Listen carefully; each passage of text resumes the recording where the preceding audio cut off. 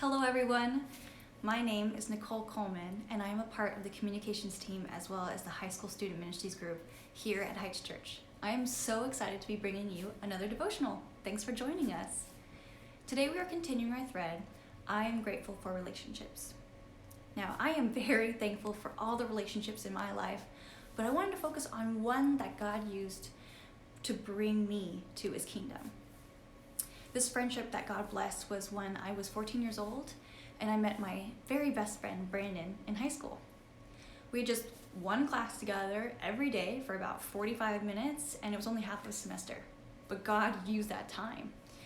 Brandon had asked me about God pretty early in our friendship and he asked me about my feelings towards God, and even though I was pretty standoffish about the topic, he continued to come to class and we talked about God and church like all the time.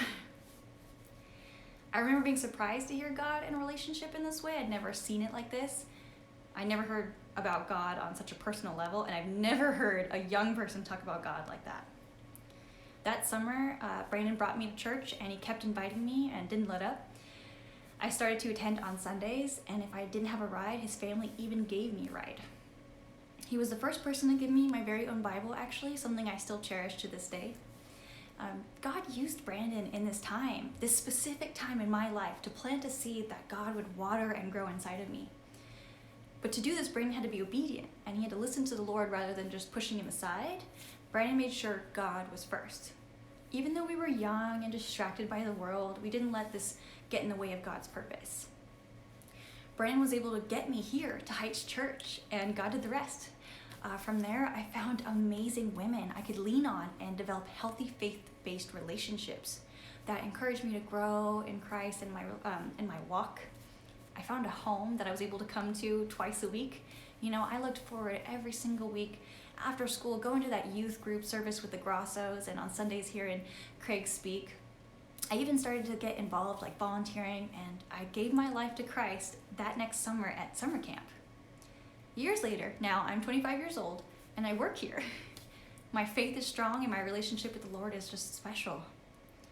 And you know what? I even get to marry that Christian boy who first brought me to church. I am so grateful that God found a way to get me here.